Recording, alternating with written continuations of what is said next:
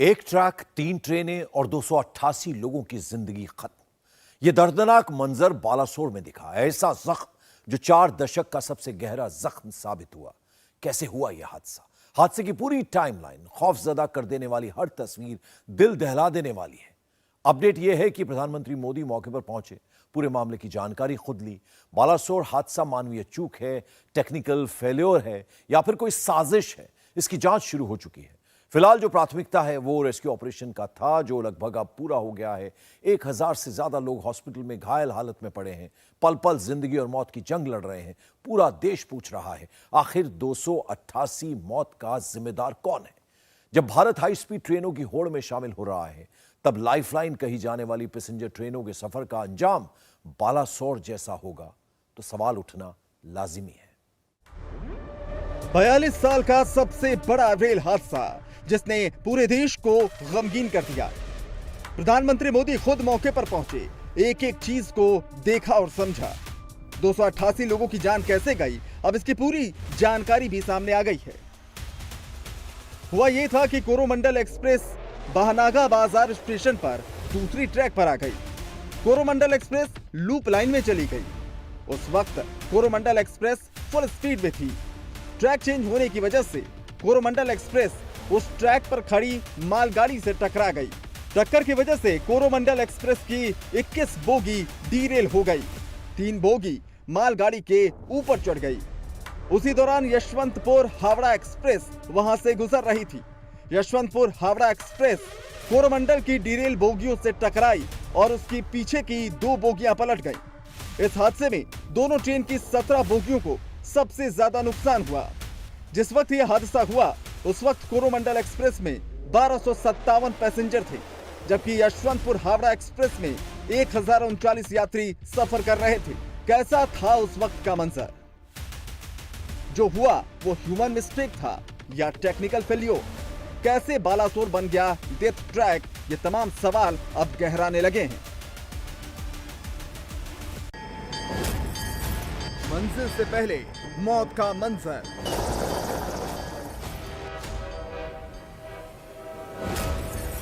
सौ सेकेंड्स, 288 जिंदगी खत्म।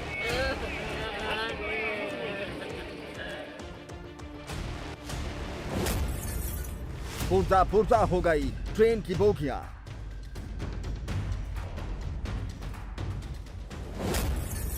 छत फाड़ कर निकल गई पटरी। बोगी के फर्श के उड़ गए चीथड़े। ट्रेन को चीरते हुए अंदर घुसी पटरी।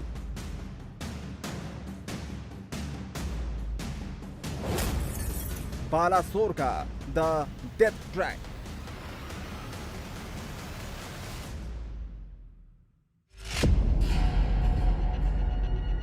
शुक्रवार की मनहूस शाम 7 बजे 7 मिनट में 288 जिंदगियां खत्म हो गई। बालासोर के डेथ ट्रैक पर जो मंजर था उसकी आप कल्पना भी नहीं कर सकते। ओडिशा के बालासोर में दिल दहला देने वाले इस रेल हादसे में मौत का आंकड़ा 288 पहुंच चुका है। ये आंकड़े अभी और बढ़ सकते हैं। हादसे के बाद से ही रेस्क्यू ऑपरेशन जारी है। 1000 से ज्यादा लोग घायल हैं। अभी भी कई लोगों के शव बोगियों में फंसे हुए हैं। इन्हें निकालने का काम जारी है, लेकिन जितने भी घायल हैं उन्हें नजदीक के अस्पतालों में फिलहाल भर्ती कराया जा चुका है। हादसा इतना भयानक था कि कोरोमंडल एक्सप्रेस ट्रेन के कई कोच तबाह हो गए। एक इंजन तो मालगाड़ी के रैक पर ही चढ़ गया। खिड़कियों के कांच टूट गए। 70 से 80 लोग उसी वक्त बाहर जा गिरे। बाहर अंधेरा, चारों तरफ चीख पुकार। हर कोई अंधेरे में अपनों को तलाश रहा था। कुछ को धड़ मिला तो सिर नहीं। लोग चीखते हुए अपनों के टुकड़े बटोरते रहे। कोरोमंडल एक्सप्रेस का कोच है जो एक मालगाड़ी के ऊपर चढ़ा हुआ। अगर मैं कैमरामैन से कहूं कि वो नजदीक आकर दिखाएं तो आप स्थिति की भयावहता को समझ सकते हैं कि किस वेग में, किस स्पीड में, किस तेजी से कोरोमंडल एक्सप्रेस आ रही थी। और जब हादसा हुआ है तो देखिए ये पूरा का पूरा कोच जो है वो मालगाड़ी के ऊपर चढ़ा है। नीचे वो आपको मालगाड़ी नजर आएगी, ऊपर वो कोच जो है वो चढ़ा हुआ नजर आएगा। इससे स्पीड का कोरोमंडल एक्सप्रेस किस स्पीड से जा रही थी और एक्सीडेंट जो हुआ है, जो दुर्घटना हुई है, उसकी भयावहता, उसका आप समझ सकते हैं कि कितना भीषण है। और ये कोचेस देख लीजिए, नस्तनाबूद हो गया है। तो आप समझ सकते हैं कि इन कोचेज में जो यात्री सफर कर रहे होंगे, इन कोचेज में जो यात्री सो रहे होंगे, इन कोचेज में जो यात्री ये समझ के बैठे थे कि वो अपने गंतव्य तक जाएंगे, उनका क्या हाल हुआ होगा। आगे मैं आपको थोड़ा और लेके चलूं तो ये देखिए कि क्या हाल है। यहाँ पे पूरा का पूरा कोच जो है वो इस वक्त यहाँ पे नस्तनाबूद है। सर अभी भी कटर का इस्तेमाल किया जा रहा है, अभी भी कटर का इस्तेमाल कर रहे हैं? हाँ जी, अभी भी लोगों के फंसे होने के चांसेस हैं? वो आपको एनडीआरएफ टीम बता पाएगी। ये क्या है, कोच है सर ये या इंजन का हिस्सा है, क्या है ये? नहीं, ये पूरा कोच है। कोच। और ये अगर हम कहते हैं ये भी कोच है। पूरा, ये तो उल्टा हो गया, उलट हाँ जी, ये उल्टा हो गया है। उल्टा हो गया। हाँ, ये भी कोच है, ये भी कोच है। दोनों कोच है। जी जी, कितने कोचेस को डिरेल कर गया? लगभग 17 कोच डिटेल किया मेरे हिसाब से। 17 टोटल 22 कोच, 17 डिटेल हुआ। क्या स्पीड रही होगी सर, किस तरीके से टकराया और इस पूरे के पूरे कोचेस जो हैं, मालगाड़ी पर कोई चढ़ गया, कोई उल्टा हो गया? मेरे हिसाब से अंदाजन 110 के अराउंड तो होना चाहिए, 110 या उससे अबव भी होना चाहिए। अभी ये जो हम लोग सीबीसी जो कपलर्स हैं वो काट के अलग कर रहे हैं ताकि कोच को हम लोग क्रेन से उठा सके। सीपीसी कपलर्स कैमरामैन से कहूंगा दिखाएं कि किस तरीके, कहाँ पे है सीपीसी कपलर सर? वो जहाँ पे काट रहे हैं वो देखिए नीचे में जो काट रहे हैं जी। सीपीसी कपलर्स को हटाया जा रहा है। अभी भी लोग फंसे हुए हो सकते हैं इसमें? नहीं, हाँ लोग फंसे हुए हैं अभी भी। हम लोग काट के लिफ्ट करेंगे तो निकलेंगे। मतलब इसके नीचे लोग फंसे हुए हैं? हाँ नहीं, मतलब डेड बॉडीज है। डेड बॉडीज हैं। हाँ, वो निकल जाएगा फिर। चाहूँ तो कई जूते बिखरे पड़े हैं, खून पड़ा हुआ है अंदर, और स्थिति जो है वो बड़ी हृदय विदारक है। यहाँ पे कई जगहों पर हम देख रहे हैं कि मानव अंग भी जो हैं वो फंसे हुए हैं। तो इन जो कोचेस को हटाया जाएगा, उठाया जाएगा, उसके बाद ही हो पाएगा। अभी देखिए ये ट्रेन का पहिया जो है वो निकल के पूरी तरीके से ऊपर आ गया है, पूरी तरीके से ऊपर आ गया है। 110 के स्पीड में बता रहे हैं कि ये ट्रेन चल रही थी। पीएम मोदी ने बालासोर ट्रेन हादसे के बाद उच्च स्तरीय बैठक की है। हादसे पर खुद पीएम मोदी की नजर है।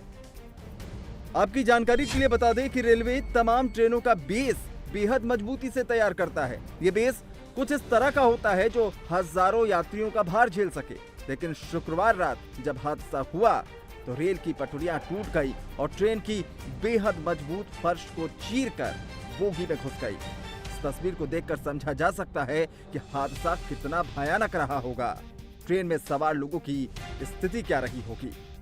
जो ट्रेन है आप इस तरफ देखिए, ये इसमें आयरन ओर था सर। हाँ? और यहीं पे पार्क थी। हाँ, ये यहीं पे ट्रेन पार्क थी, मालगाड़ी है और इस पर कोरोमंडल एक्सप्रेस का पहले इंजन चढ़ा और अधिकारी बता रहे हैं कि 3 वैगन जो है वो आगे चला गया। ये देखिए कोरोमंडल एक्सप्रेस का ये वो इंजन है सर ऊपर। हाँ, वो आप जो इंजन देख रहे हैं वहां पे जो आपको इंडियन रेलवेज 37334 दिख रहा है, ये कोरोमंडल एक्सप्रेस का इंजन है जो आयरन ओर से लदी हुई मालगाड़ी पर चढ़ा और इंजन तो आगे जाके गिरा ही। आप वैगन्स देखिए, 2 से 3 कोचेस जो हैं वो इसके ऊपर चढ़ गए हैं। तो आप अंदाजा लगा सकते हैं। और अभी भी यहाँ पे लोग फंसे हो सकते हैं अंदर। जो रेस्क्यू का काम एनडीआरएफ के बहादुर जवान कर रहे हैं, साथ ही उड़ीसा पुलिस के जवान, रेलवे सुरक्षा बल के जवान यहाँ पर लगातार जैसे ही ये हादसा हुआ तब पहुंच के रेस्क्यू ऑपरेशन कर रहे हैं। वो यहाँ पर कटर के जरिए काट कर उसे हटाने की कोशिश कर रहे हैं। तकरीबन 14 घंटे से ज्यादा का वक्त हो चुका है इस एक्सीडेंट का और अभी तक ये जो वैगन्स हैं वो हट नहीं पाए। इससे आप अंदाजा लगा सकते हैं कि भयावहता क्या रही होगी, किस तरीके से ये एक्सीडेंट जो है, ये दुर्घटना जो है वो हुई होगी यहाँ पर। ये देखिए पूरा का पूरा जो व्हील है वो यहाँ पे ऊपर आया हुआ है और ये बताया जा रहा है कि जो मालगाड़ी है वो यहीं पे खड़ी थी। मालगाड़ी के कोचेस के आप उनके मालगाड़ी का जो डब्बा था उसे देखिए, उसका हालत क्या है। बहुत भीषण यहाँ पे रेलवे दुर्घटना, भारत के इतिहास में शायद इतना बड़ा रेलवे दुर्घटना नहीं हुआ है। तो 2 मालगाड़ी इस एक्सीडेंट में इन्वॉल्व हैं, जो ग्राउंड जीरो पे हमें पता चल रहा है। इस पर आयरन ओर लदा था। इस मालगाड़ी पर मैं ऊपर में मौजूद हूं और शव जो है वो काफी मशक्कत के बाद, जो कुछ अभी भी शव अंदर फंसे हुए हैं उन्हें निकालने की कोशिश जो है वो एनडीआरएफ और एसडीआरएफ के लोग जो हैं वो कर रहे हैं। कल शाम को 6:55 पर ये हादसा रिपोर्ट हुआ है। उसके बाद से लेकर कई घंटे गुजर चुके हैं और अभी भी शव जो हैं वो निकाले जा रहे हैं और रेल अधिकारी बता रहे हैं कि अभी काफ़ी शव जो हैं वो अंदर फंसे हुए हैं। निकालने में काफ़ी शव अभी फंसे हुए हैं। हाँ, अभी तो काफ़ी शव फंसे हुए हैं। ये एक एक करके निकाल रहे हैं। जी जी जी। तो ये देखिए शव जो है वो ले जाया जा रहा है। यहाँ पे कितनी कौन सा कोच है सर? ये स्लीपर है। Sleeper coach. हाँ। कितनी निकाली गई है सवेरे से और कितनी और फंसे होने की आशंका? कम से कम 70-80 डेड बॉडी निकाल ली है। 70-80 डेड बॉडी आप लोगों ने सवेरे से यहाँ पे निकाली। हाँ। किसी के पास बचने का, भागने का कोई जरा सा भी मौका या स्थिति देखकर तो नहीं लगता? कोई मौका नहीं मिला। ये कौन से ट्रेन की बोगी सर उधर पड़ी हुई है? कोरोमंडल ही है। ये सौरमंडल है। सौरमंडल। कोरोमंडल की कुछ कोचेस देखिए कहाँ पर जो ट्रैक था उनका, रेलवे ट्रैक से कितनी दूर जाके गिरा है ये देख लीजिए। और इससे आप समझिए कि एक्सीडेंट, दुर्घटना, ये हादसा कितना उस वक्त दोजार रहा हो। और अभी भी लगातार शव जो है वो निकल रहे हैं। और अगर मैं आपको दिखाऊं तो ये तस्वीरें परेशान करने वाली ज़रूर हैं, लेकिन इस हादसे की सच्चाई भी बयान करती हैं। जितना भयानक ये मंजर है, उतने ही इस हादसे के बाद सवाल भी गहराने लगे हैं। सवाल नंबर 1, हादसा मानवीय चूक या साजिश का नतीजा?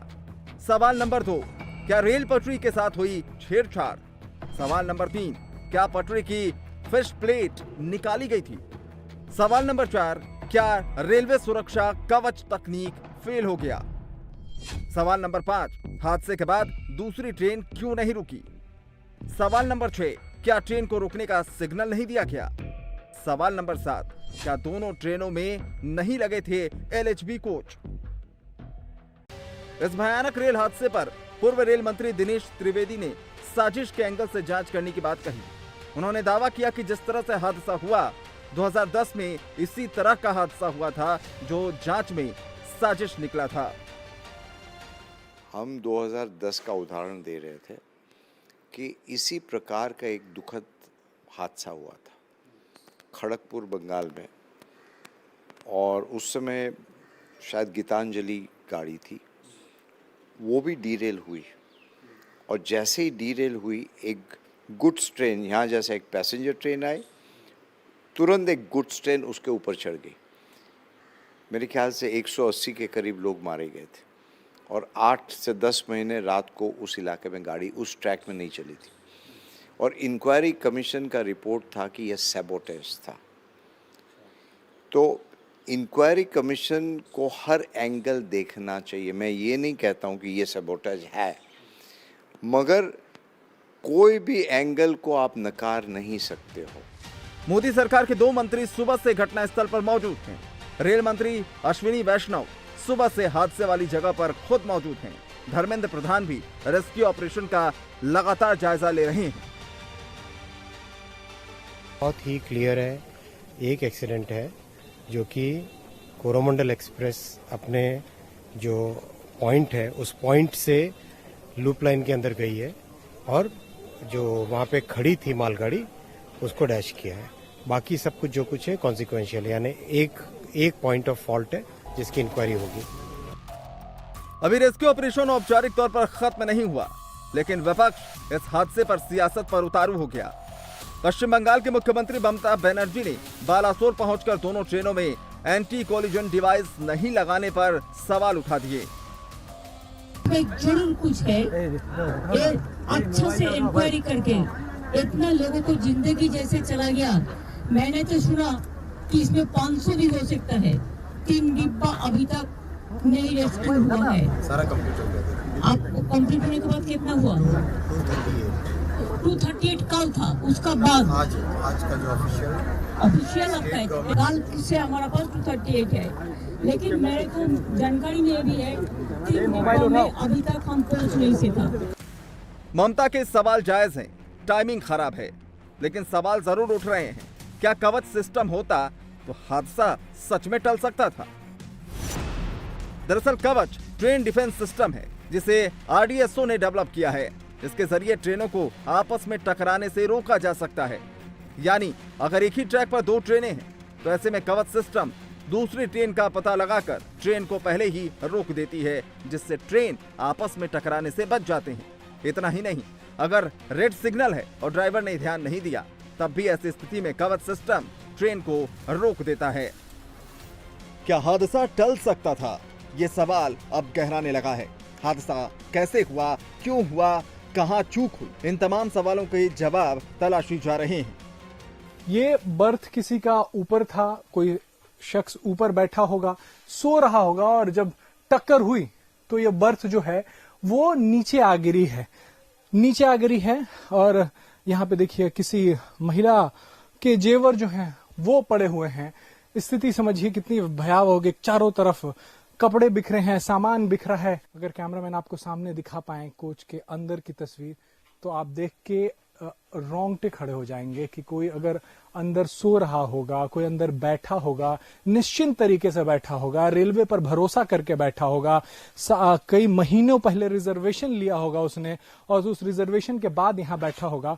उसके बाद जब ट्रेन टकराई है और उसके बाद जो स्थिति हुई है वो देखिए, चारों तरफ आपको यहाँ पर पानी, खून, लोगों के सामान बिखरे पड़े हैं। और बताया जा रहा है कि इन कोचेज में जो लोग सफर कर रहे थे उसमें से शायद ही कोई बच पाया है, उसमें से शायद ही कोई जीवित बच पाया है, और जो जीवित है भी वो बहुत ज्यादा घायल है। मैं कैमरामैन से कहूंगा कि आगे ज्यादा न जाएं क्योंकि खतरा अभी बना हुआ है इन कोचेज में, क्योंकि अभी भी कटिंग का काम चल रहा है। कटर के जरिए काट के अलग किया जा रहा है कोचेस को। कि कोरोमंडल एक्सप्रेस लूप लाइन पे गई, पटरी से उतर गई, दूसरी पटरी पे गई जहां पर ये ट्रेन यानी कि आयरन ओर से लदी हुई मालगाड़ी खड़ी थी, उससे जाकर टकराई। टकराने के बाद इंजन जो है वो मालगाड़ी के ऊपर चढ़ गया। इंजन तो चढ़ाई, पीछे के 3 कोचेस भी उसके ऊपर चढ़े हैं, जिसके वजह से पूरी की पूरी ट्रेन करीब 17 से 18 कोचेस जो है वो पटरी से उतर गए, कई जो है वो कोचेस पलट गए। फिलहाल इसे तकनीकी खामी मानकर जांच तो हो रही है, लेकिन इस हादसे ने सवाल खड़े कर दिए। जब देश में हाई स्पीड ट्रेनों पर निर्भरता की बात हो रही है, तब ऐसे समय में ट्रेन हादसा और 288 लोगों की मौत भविष्य के प्रयासों पर भी चोट कर सकती है। ट्रेनों का सफर सुरक्षित हो ये इसलिए भी जरूरी है क्योंकि भारत में ट्रेनों को ही लाइफलाइन का दर्जा हासिल है। करोड़ों लोग हर दिन इन्हीं ट्रेनों में सफर करते हैं। ऐसे में तमाम अत्याधुनिक सुविधाएं इसमें शामिल भी हो जाएं, लेकिन सुरक्षित और मंगलमय यात्रा की बात सिर्फ अनाउंसमेंट तक ही सीमित रह जाए तो ये नए भारत के तमाम प्रयासों पर कलंक की तरह होगा। इंडिया टीवी हर वक्त हर जगह डाउनलोड करने के लिए सर्च करें India TV news Google play store या ऐप स्टोर पर।